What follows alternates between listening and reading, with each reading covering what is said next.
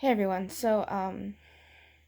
has all been really hard for all of us, and it's kind of weird for me to see myself anyway because I've never done a video. But this has been really difficult for a lot of people, and I really want to impress upon everyone that people are going to deal with this in different ways. Um, One of the biggest things that we can be is understanding and understand that it's really important to even understand that while those everyone's going to be dealing it with different ways, those feelings that they have are validated. Um, People are scared, and that's okay. And and people are afraid, and that's okay. And people are anxious, and that's okay. Um, it's okay. It's okay to be afraid. It's okay to be anxious. It's okay to be afraid. Um, this is scary. I'm scared. I'm anxious. I had to ask my doctor to increase my anxiety meds because I have people counting on me. Not just for school, but uh, I have kids counting on me. I tutor, and I have parents that are counting on me to kind of help them, both paid and unpaid, and that's okay. I mean, I'm doing what I can. I'm working with a team right now to kind of see what we can do to set up because schools are closing. This is something none of us have seen before. And I think one of the worst things, at least for me, is seeing people not take it seriously, seeing people that under understand parts of it and not other parts. Um, I had a conversation with my mom today, and that didn't go very very well. She understands some parts, and other parts she doesn't. Uh, she told me that she hugged someone in the store, which fine, that it's her prerogative. But then she told me, if I saw you, I'd hug you, and I told her why I wouldn't let you, and she was shocked, and she's like, well, then you wouldn't get a hug then, and I don't think she understood the gravity of it. You know, the reason that we're saying stay home, most some people are being asymptomatic, and what that means for those of you non-science folks is there's a portion of people who are carrying this virus, but they're not showing any symptoms. Not mild symptoms, I mean any symptoms. They're not showing anything. And so and I don't mean for 5 days or 14. I mean they're just not showing symptoms. They're testing positive, but they're not showing. And so we're not really sure. When I say we, we as in, I'm still a scientist. Scientists aren't sure why that is. There's been some tests, novel tests that have indicated it's possibly due to blood type, but I'm sure there's 1,000 other reasons. Um, this virus is not a type of virus that we are, uh, that as humans we're accustomed to dealing with. Um, and there's many reasons for that. I can go into that later if somebody wants to hear it. But, when we're carriers of something, that means that we could give it to somebody else, even though we're okay and we feel fine, and we could give it to somebody else. And is that interaction, that brief interaction, is it worth their life? We might be able to handle it. We might be okay, even if we did show symptoms. We might be okay. But is it worth that person's life? Is it worth the life that a person that they're gonna pass it on to? Is it worth that person's life? Because that's what's happening. Is we're saying oh, well, I feel fine. I've known this person, they wash their hands, it's fine. But instead of using that common sense, that God given common sense, and especially Christians, this whole goddamn thing with Hobby Lobby. So, for those of you who have not seen, Hobby Lobby is not closing their stores because the woman received a vision from God. Here's the thing.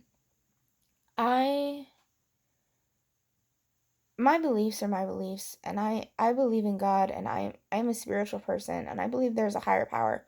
But I also believe that within that, we are called to use our goddamn brain, to use science and to use our common sense that we have in order to I don't even know. So they're not closing because God gave this woman a vision. And I'm about damn sick of it. God, if you want to go down that route, that God's going to heal us and, God's going to do this, fine. But it might not be in the miraculous ways that people are thinking of. Maybe it's through science. Science in itself is a miracle. So maybe it's through keeping your ass fucking home. Stay the fuck home. I'm sorry you're bored. Get over it. People have been called to war, and people are telling you that you can stop people from dying by keeping your ass on the couch. So just fucking do it. I've been home for 2 weeks and a little over, and it sucks, but just deal with it. Just seriously, like, there are other things to do. Zoom, Skype, text, for the love of God, write a goddamn letter.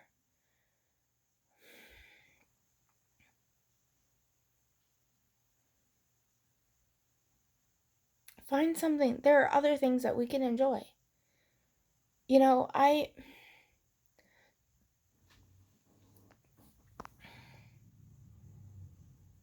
I used to think that I would be fine being isolated and holed up in a place and not talking to anybody.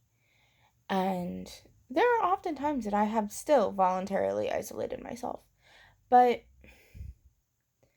since being a part of the program here at San Diego State, I have learned that I am a very social person in controlled situations. And given the right interpreter and granted, I had the right interpreters in Phoenix. It was just not, the population that I had, that I was with, it was just, I thank God for Tara and for Chas every single day that I was there, because I would not have been able to get through that without them. But, I have people here that I connect with, and I have the program is so close and it's so close-knit that I'm able just to be myself. And so, because of that, I have friends, and I talk, and I'm able to just be. Well, with that, I'm not able to necessarily do that anymore. We're not able to just hang out anymore. Because I've been locked in the damn house for 2 weeks. So, someone in the program figured out how to do a living Zoom cafe, which is all of us kind of hanging out on our computers and being productive. And it was the only way I actually got my final done for UCSD. And I thank God for that individual who created that and who thought of that, and the people that supported it, because it was the only way I finished my damn schooling for the winter quarter.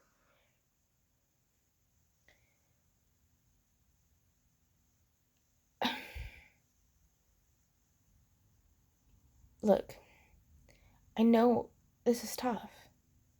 It's supposed to be. You're supposed to be irritated. You're supposed to be annoyed. You're supposed to be frustrated. You're supposed to be bored. I mean, our lives have been so busy and filled with things to do that now we're stuck at home and it's like, okay, well, what next? But I promise you, if you look around you, you can find things to help cure your boredom, first off, that also don't involve the TV. You can find ways to connect with people. You can find ways to connect with yourself. I know the fear is astronomical, and that's okay. It's okay to be afraid. It's validated. You're validated. Your fear, your anxiety, it's validated. We're going to get through this. I don't know how. And I can't tell you that it's going to be okay because, there are tens of thousands of humans right now where it's not okay. It's not okay for them.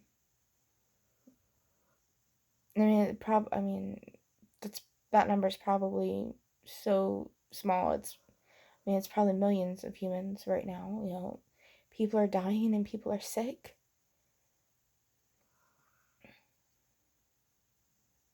It's not okay. And it's okay that it's not okay.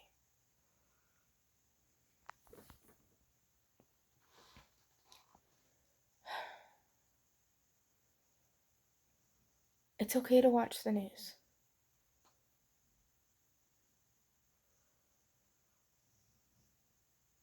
I do. I watch the news. It's okay to let it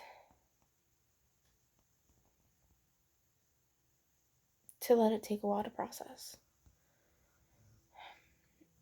If you aren't feeling like you're in a dystopian novel, then I don't know if you really understand the gravity about what's going on.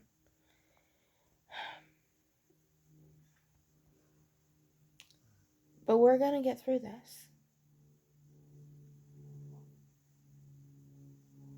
We've got to figure out a way to come together and to check on each other and learn how to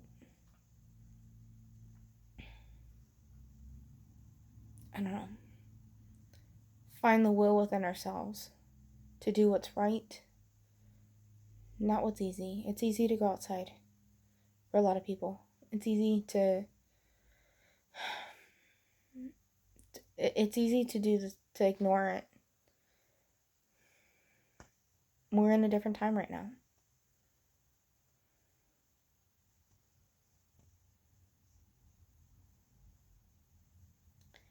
I'm around if anybody needs to talk. Please feel free. I want to know how I can support you however I can. I'm constantly working, but I'm trying to get the Knowledge Branch working towards packets for students who are home and who can't or are not going back to school. If you're one of those parents, please message me, and we will see what we can do about your kiddo. It's not going to be perfect, but we're doing what we can. We're gonna figure it out. That way, there's still some learning happening. You're allowed to be anxious and you're allowed to be scared. It's okay. Stay indoors.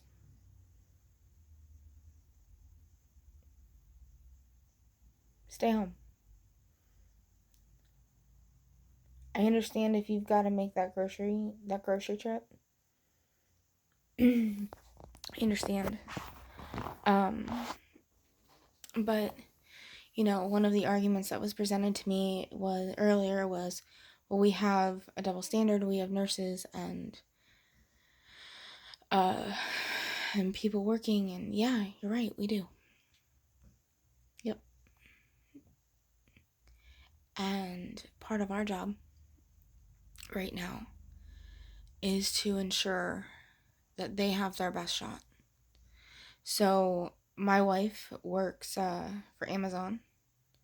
She is considered to be an essential worker.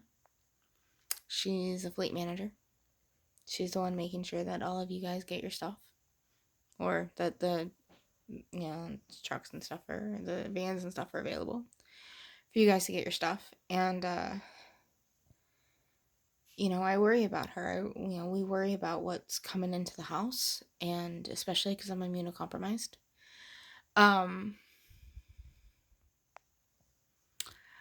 But there's not. I mean, what are you gonna do? Like, we've got precautions put in place. We're doing what we can. I'm indoors. I haven't been out.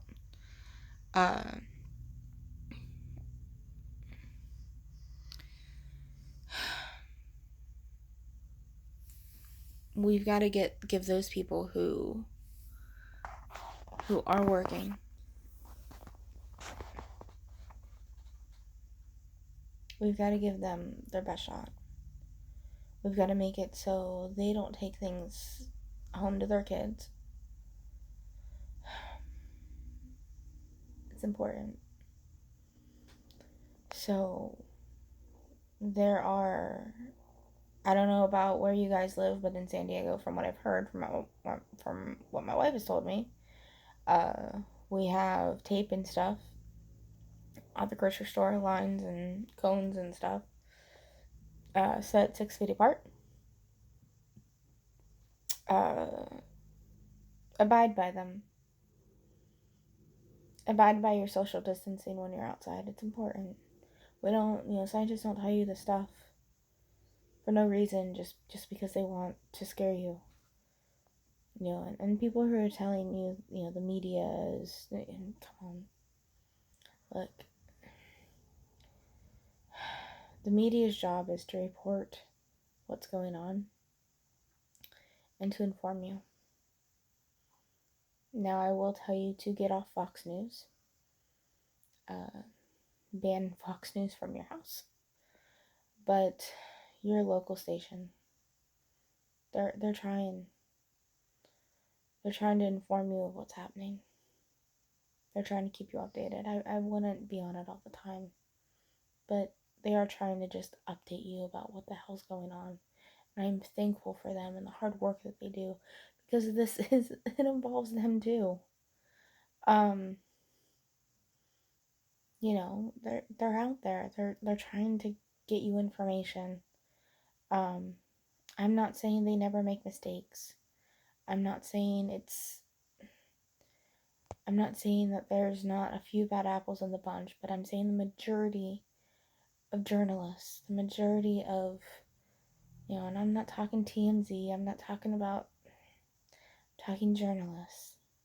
The majority of journalists are there doing a job to help get you information and keep you informed so you can make the decisions that you need to make for you and for your family to keep you safe. Alright, well, I initially didn't think I was going to have much to say. I've never done this before. I've had a friend of mine tell me for years that I have so much to say I should do this.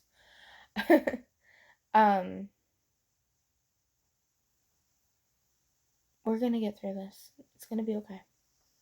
I'm here. Message me. It'll be alright.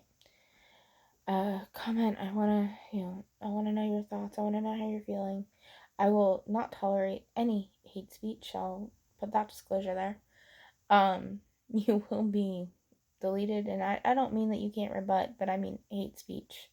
There's a difference. If you call this the Chinese virus, I will boot you. If you call it Kung Flu, I will boot you. that kind of stuff. I won't tolerate it. Be safe. Love you guys.